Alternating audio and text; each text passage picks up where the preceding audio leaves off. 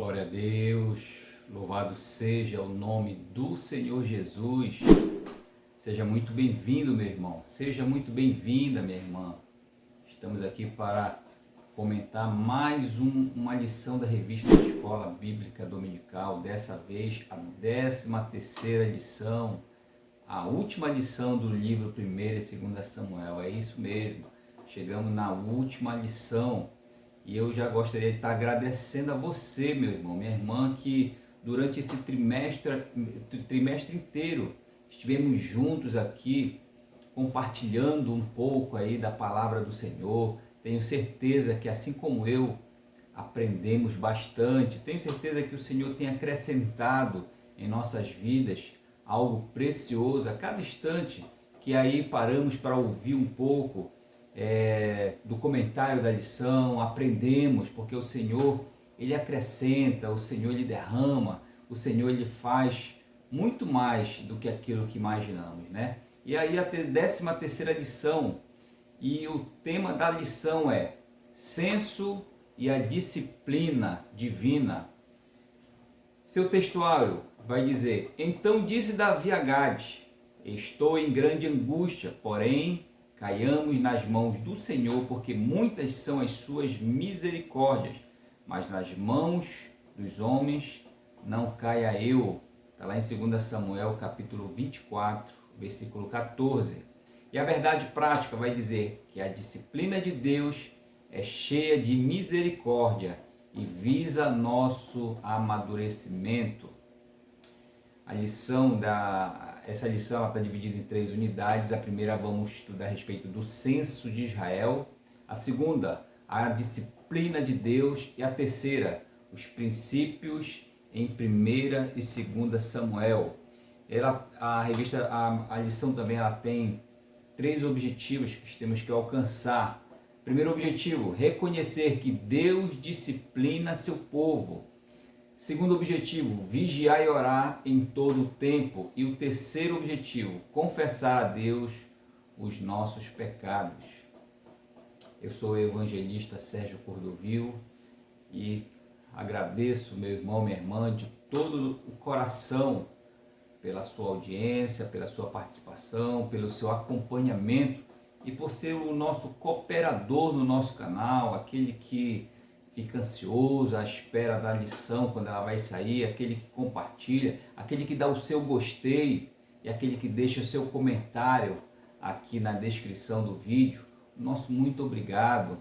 E eu queria também pedir a você, meu irmão, minha irmã, que ainda não se inscreveu, se inscreva, coopere com o nosso canal e assim você estará cooperando também com a palavra do Senhor, porque quanto mais inscritos tiver, quanto mais gostei tiver, o YouTube vai estar recomendando os nossos vídeos para outras pessoas e o nome do Senhor será glorificado. A introdução da revista ela vai falar que chegamos aí no último capítulo do livro 2 Samuel, capítulo 24, mas só que a velhice de Davi não é narrada no livro de 2 Samuel, é narrada nos livros dos reis e também no livro das crônicas. A gente vai ver aqui no capítulo 24, no final deste livro, que Davi volta a pecar contra o Senhor novamente. E as consequências destes pecados são profundas, essas consequências. E a gente vai aprender no decorrer aí da lição em que vale a pena confiar no poder de Deus, vale a pena nós confiarmos no poder celestial e abrir mão do poder do mundo, abrir mão do poder material, coisa que a gente vai ver que Davi, ele inverteu.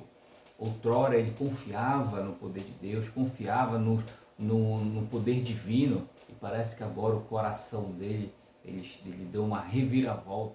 A primeira unidade vai falar a respeito do censo de Israel, mas para isso vamos fazer a leitura dos primeiros versículos do capítulo 24 de 2 Samuel, que vai dizer assim: tornou a ira do Senhor a acender-se contra os israelitas, e ele incitou a Davi contra eles, dizendo: vai, levanta o censo de Israel e de Judá. Disse, pois, o rei a Joabe, comandante do seu exército: percorre todas as tribos de Israel de Dan até Betseba, e levanta o censo do povo para que eu saiba o seu número. Então disse Joabe ao rei: ora, multiplique o Senhor teu Deus a este povo 100 vezes mais, e o rei, meu senhor, o veja. Mas por que tem que prazer nisto o rei, meu senhor? O comentarista da revista ela vai nos orientar a fazermos a leitura também do livro de 1 Crônicas, capítulo 21, versículo 1, para podermos termos um melhor entendimento desta passagem de 2 Samuel. 1 Crônica, capítulo 21, versículo 1, vai dizer assim: Então Satanás se levantou contra Israel e incitou a Davi a levantar o censo de Israel. Disse Davi a Joabe e aos seus chefes do povo: Ide, levantai o censo de Israel, desde Beceba até Dan, e trazei-me a apuração para que eu saiba o seu número. Então vamos observar que lá em 1 Crônicas, o texto ele é quase igual, só que ele inicia no versículo 1, dizendo que quem incitou a Davi a fazer o censo não foi Deus, e sim Satanás. Satanás incitou a Davi a fazer esse censo. Enquanto que lá em 2 Samuel está dizendo que agora Deus havia incitado esse povo, incitado a Davi a fazer o censo do povo. E aí a gente vai ver essa divergência aos olhos humanos a respeito dessa passagem. E como vamos entender a respeito disso? Vamos procurar ver algumas explicações aí dos estudiosos, dos teólogos que falam a respeito disso, e ao longo da ministração vamos estar tentando esclarecer. E o comentarista da revista segue comentando, dizendo lá e fazendo menção lá em Tiago, dizendo que Deus não tenta ninguém. A tentação, ela vem do inimigo, ela vem de Satanás. Satanás tenta com o objetivo de fazer com que a pessoa caia ou a pessoa fracasse, enquanto que Deus ele não tenta. Deus ele prova, ele dá aprovação, não para que agora esse indivíduo venha cair ou venha fracassar, não, ele dá aprovação para que esse indivíduo seja provado e aprovado na mão dele. Mas o que é a tentação? A tentação é um esforço para persuadir, seduzir, induzir esse ser humano a fazer algo que aparentemente, no primeiro momento, não parece ser errado, mas é algo que contraria a vontade do Senhor, é algo que vai entristecer ao Senhor. Tentação é aquela voz sedutora que a pessoa ouve dizendo assim: olha, vai em frente, não vai dar em nada, olha, isso daí não tem nada a ver, não tem nada a ver, olha, vai que não vai acontecer nada. A tentação ela é especialmente perigosa quando nós, os seres humanos, achamos que somos fortes, que somos capazes de resistir, que somos capazes de enfrentar e ir em determinados lugares e passar por qualquer situação que achamos que somos fortes o suficiente para que não venhamos a cair. Aí a tentação ela é especialmente perigosa. Por isso que o nosso maior desafio é vencer a nós mesmos. Enquanto que a aprovação ela visa o nosso aperfeiçoamento. Nós não temos como nos livrar das tentações, porque nem mesmo Jesus se livrou delas, foi tentado ali no deserto pelo inimigo, mas nós devemos viver uma vida de submissão a Deus e rejeitando agora, resistindo ao inimigo, resistindo a Satanás, então ele fugirá de nós. O número 2 da primeira unidade vai falar a respeito da soberania de Deus, fazendo menção ali ao capítulo 24, versículo 8 e 9, que diz assim: Assim percorreram toda a terra, e ao cabo de 9 meses e 20 dias chegaram a Jerusalém. Deu Joabe ao rei o recenseamento do povo. Havia em Israel 800.000 homens de guerra que puxavam a espada, e em Judá eram 500.000. Então olha só, chegou agora o recenseamento, os números chegaram nas mãos de Davi. O seu general Joabe vai e faz o recenseamento em toda a terra ali. Passaram mais de 9 meses fazendo aí esse recenseamento e chega agora até Davi o número de 800.000 homens que puxam a espada ali em Jerusalém e 500.000 em Judá. 1.300.000 homens. E agora, Davi ele é tentado naquilo que ele mais tinha segurança, né? A segurança agora, Davi olha para esses números e será que a segurança dele, a confiança dele vai estar no Senhor, como sempre ele colocou? Aonde sempre o Senhor o ajudou, da onde o Senhor o tirou e colocou ele no lugar mais alto, no lugar mais poderoso, livrando Davi de várias e várias vezes, de várias e várias batalhas, em números até menores, o exército de Davi muito menor em determinadas ocasiões com os seus inimigos, e agora Davi ele olha para esse número e fica, será que a sua confiança está nesse Deus ou a sua confiança está nesse numeroso e grandioso exército que agora parece que essa informação chega até Davi e adentra no coração de Davi, né? Essa soberba, esse sentimento de que ele é o rei de uma grande nação, é o rei de um grande exército, e pode passar pela cabeça de Davi de que nada pode o deter agora, porque realmente o exército dele é muito numeroso. Mas há de convir que Deus,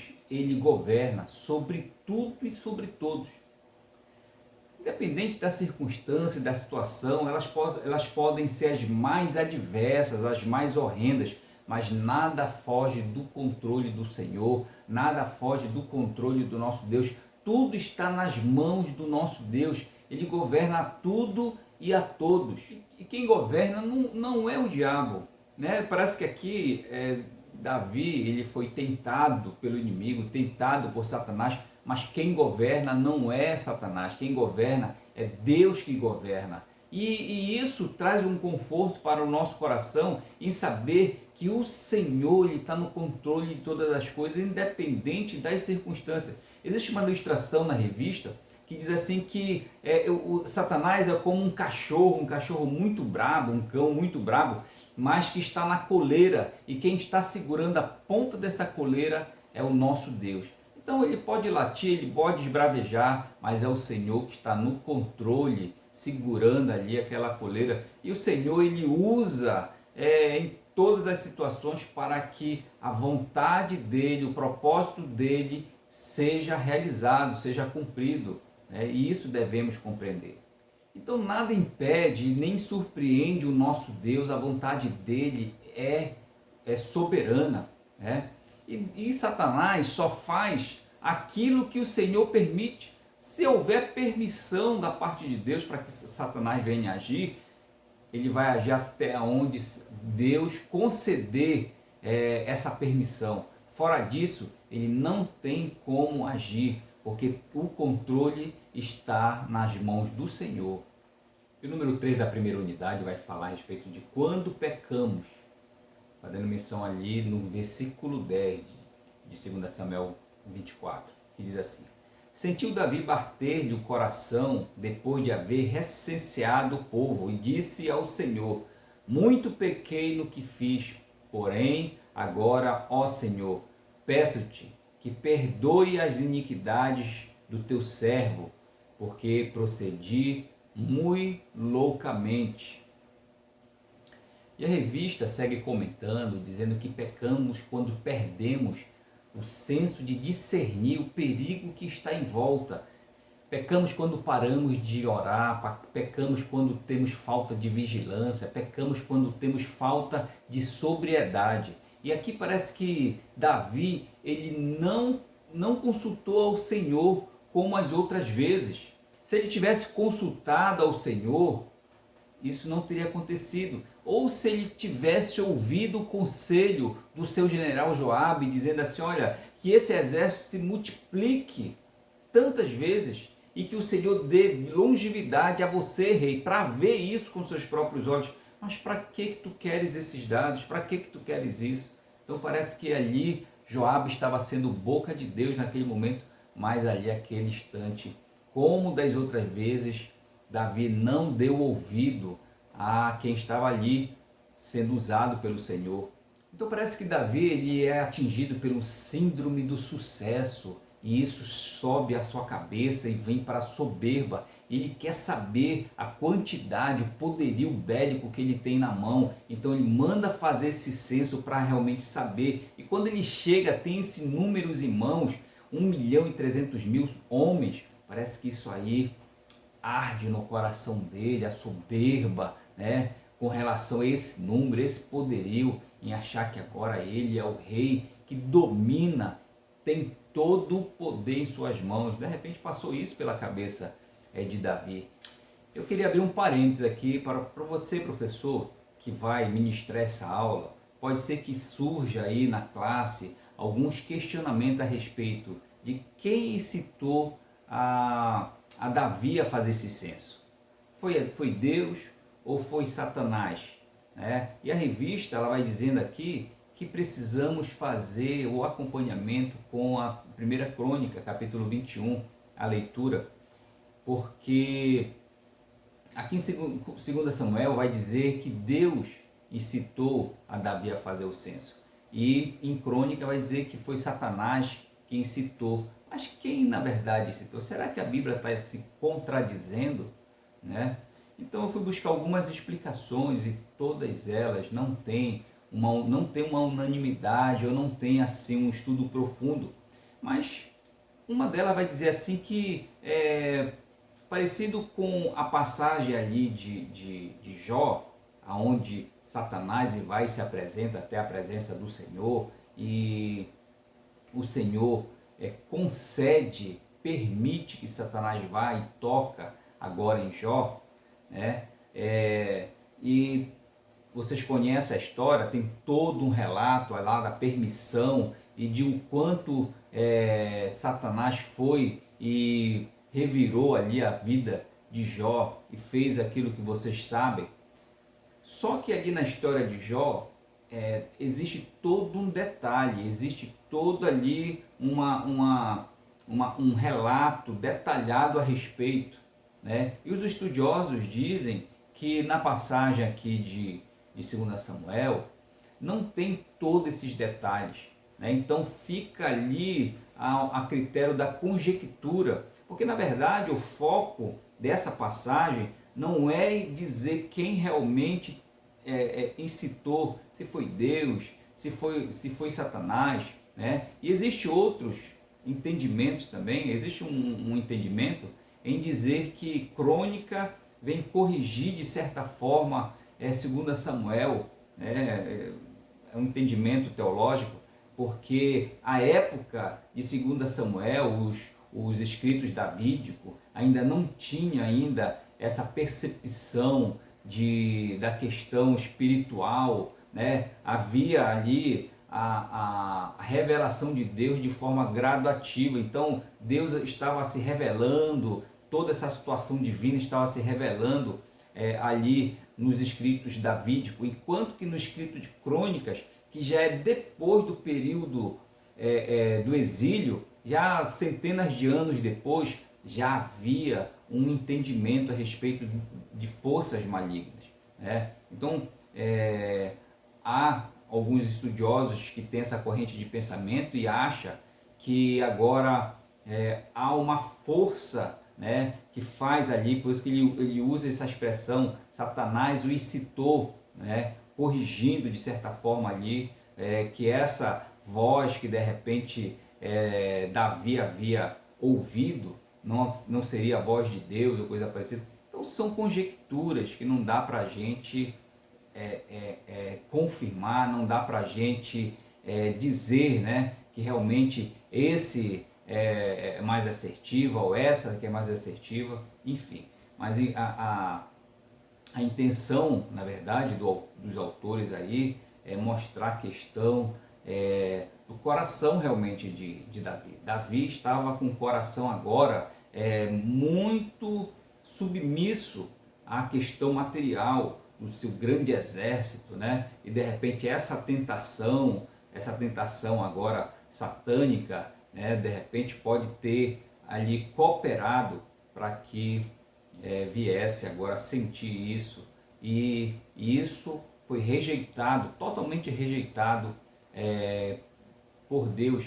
e houve uma grande consequência, né? Mas qual foi o pecado, na verdade, que Davi havia cometido? O pecado do censo, fazer o censo é o pecado? Né? Não, já havia outros censos sendo realizados lá em Números, em Levítico, outros censos, outros levantamentos já haviam acontecido. Mas o que Deus não estava aprovando é esse sentimento no coração de Davi, que estava realmente, que ocasionou essa ira de Deus e as consequências a gente vai ver mais na frente. A segunda unidade vai falar a respeito da disciplina de Deus. O número 1 fala da importância da culpa, fazendo missão ali ao versículo 10, a linha A, capítulo 24, que diz assim: sentiu Davi bater-lhe o coração depois de haver recenseado o povo. Então a revista vem comentando, dizendo que Deus não vai deixar os seus filhos, né, pecarem assim de forma inconsequentemente. Ele vai usar a vara se for preciso e necessário. Então esse usar a vara vai dizer que Deus agora vai usar de repreensão, vai usar de correção, vai usar de meios para fazer com que agora esse seu filho amado, esse seu filho venha agora cair em si. E quando a gente lê na passagem dizendo assim que Davi sentiu bater no seu coração, essa expressão ela quer dizer muita coisa. Davi era um homem segundo o coração de Deus. Davi era um servo do Senhor. Então, quando um servo do Senhor faz algo que desagrada o coração do seu Deus, esse servo vai perceber, esse servo vai sentir, o Espírito Santo de Deus que está dentro dele fazendo morada, vai informar, vai de alguma forma sinalizar, acender uma luz ali dentro. E esse servo vai perceber que fez algo que desagradou o Senhor. E é isso que aconteceu agora. Davi, ele percebe que ele fez algo que o entristeceu. Então, quando pecamos, quando erramos, entristecemos o Senhor, nós nos afastamos agora da presença do Senhor. E quando nós agora nos caímos em si, quando nós percebemos essa falha e nos arrependemos, pedimos perdão ao Senhor, nós podemos retornar novamente à preciosa presença do nosso Deus. E a revista vem comentando, dizendo que sem culpa e sem sensibilidade à voz do Senhor, a vida desse ser humano segue um caminho de caos e de derrota. Mas depois da convicção de que realmente erramos, pecamos, fazendo algo que tenha entristecido ao Senhor, qual será a nossa atitude agora? Qual será a atitude de Davi?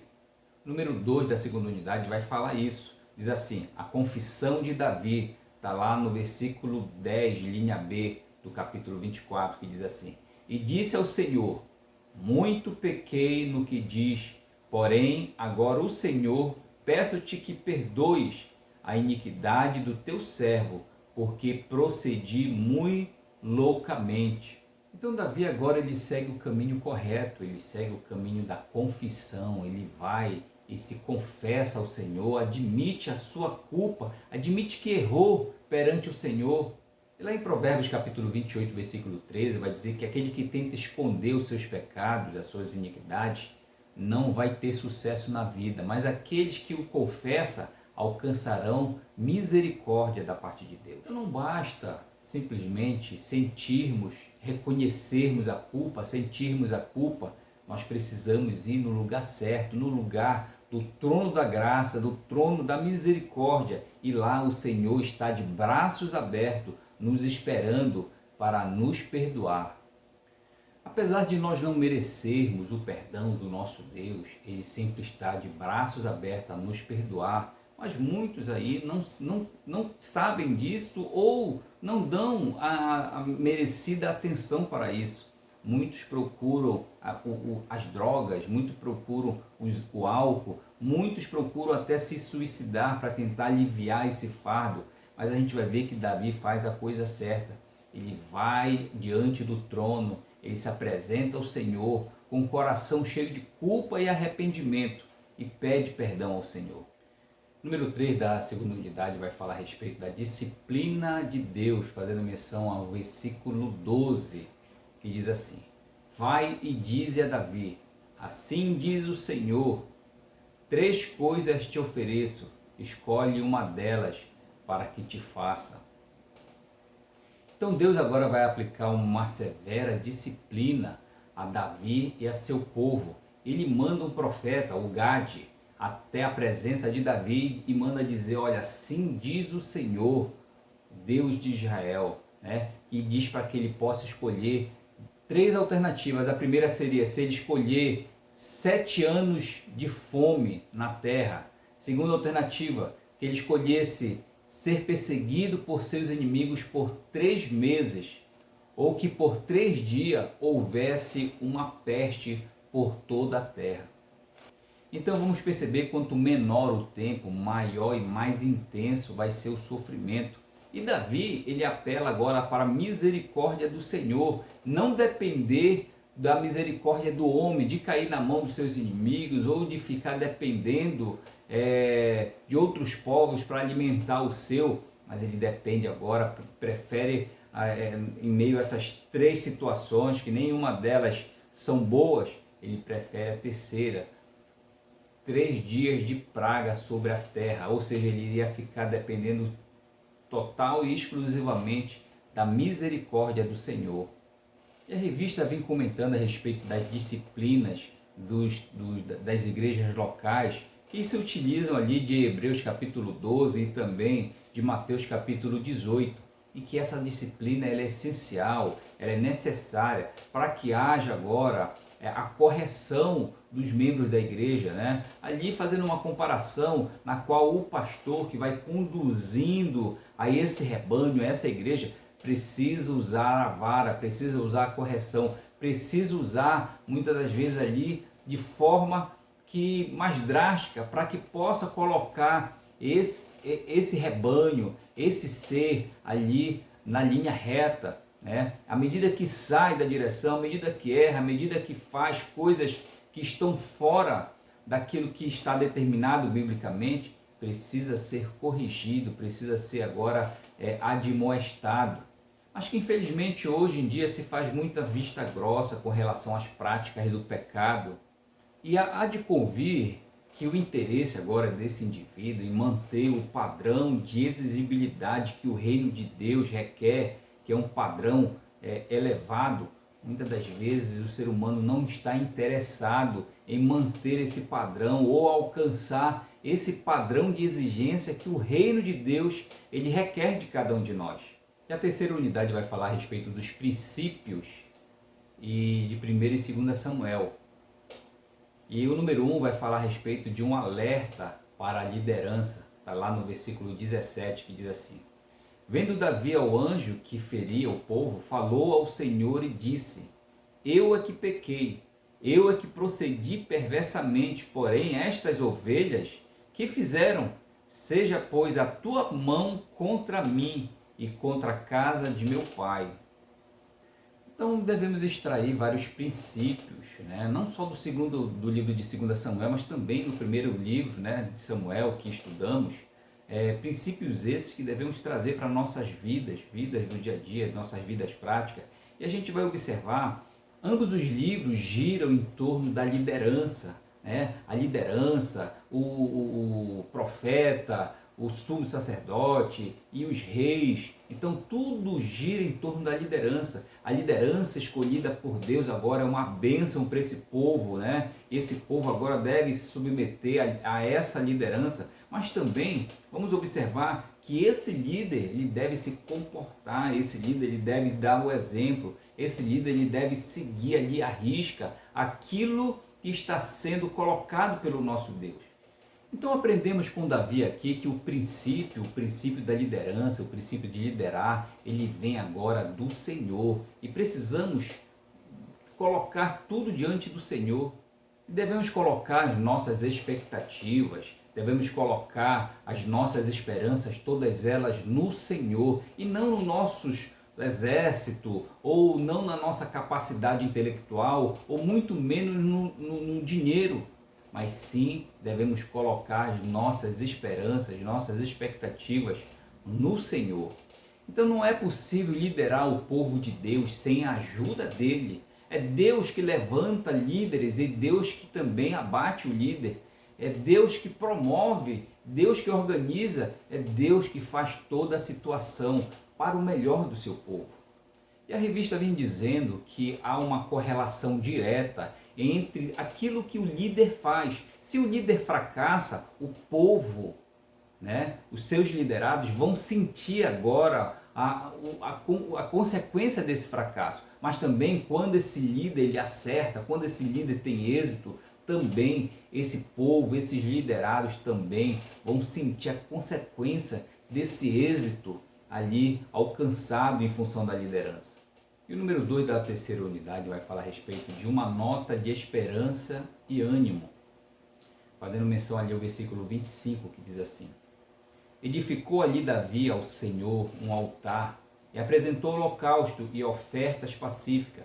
Assim o Senhor se tornou favorável para com a terra e a praga cessou de sobre Israel. E a revista vem comentando que apesar da grande catástrofe que foi o censo promovido ali por Davi, a gente vai ver que tudo se desenrola de acordo com o agir do Senhor e promove ali um ato redentor com relação ali ao pecado de Davi, o arrependimento, o pedido de perdão, mostrando que o Senhor é misericordioso, mostrando que o Senhor ele está sempre disposto a perdoar, mas também ele é justo. A consequência dos pecados, aquilo que Davi fez, ele teve a consequência, mas foi perdoado. Então o livro de 2 Samuel poderia ter terminado ali com um tom de desespero, um tom ali de lamentação em função do grande pecado de Davi. Mas a gente vai ver que ele termina com um processo de redenção, um processo de perdão, um processo agora de restituição de Deus para com Davi, para que ele possa realmente ter acesso novamente à presença poderosa de Deus. E o número 3 da terceira unidade vai falar a respeito de Deus perdoa e restaura. Está lá no versículo 25, parte B, que diz assim: e a praga cessou sobre Israel. Então esses atos de Davi, eles constam tanto no 1 Samuel como no 2 Samuel, os atos onde ele pecava, onde ele fazia as coisas que desagradavam ao Senhor, mas também a redenção da parte agora de Deus para com Davi também era constante, porque todas as vezes que Davi errava, pecava, todas as vezes que Davi desagradava o Senhor, ele reconhecia esse erro, ele reconhecia esse pecado e ia diante do Senhor, rasgava suas vestes, rasgava o seu coração, pedia perdão de forma sincera. Não é à toa que ele é chamado segundo o coração de Deus. Então devemos aprender com Davi, todos nós, homens e mulheres, que realmente erramos, pecamos e somos pecadores mesmo, mas quando fazemos isso, devemos ir até a presença do Senhor com humildade, reconhecendo, pedindo perdão, e Ele restaurará as nossas vidas, restaurará agora a nossa comunhão com Ele.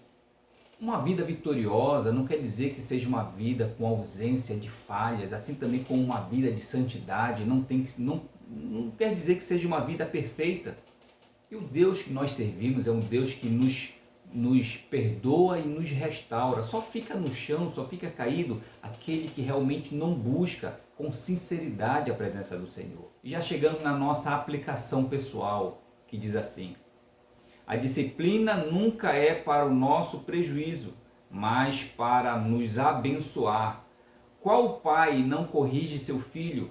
Saibamos que Deus também tem esse direito.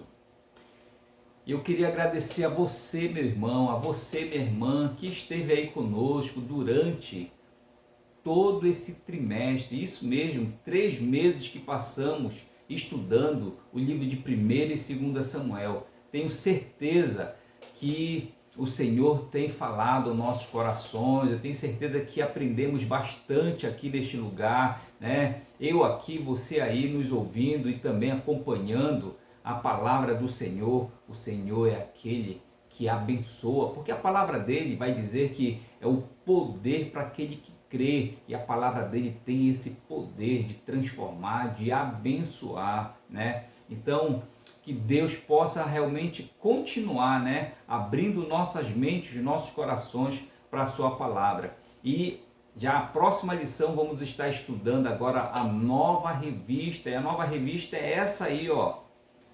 O Evangelho segundo escreveu Lucas, isso mesmo, o Evangelho de Jesus Cristo segundo a narrativa do Dr. Lucas. E essa revista, ela vai nos trazer muito ensinamento. Essa revista, ela vai nos trazer assim muito aprendizado, e espero por você, né, por aqui, que possamos juntos crescer na graça e no conhecimento do nosso Deus. Que Deus nos abençoe e nos guarde, esteja com as suas mãos poderosas sobre as nossas vidas, sempre nos abençoando e nos protegendo. Essa é a nossa oração em nome de Jesus. Amém.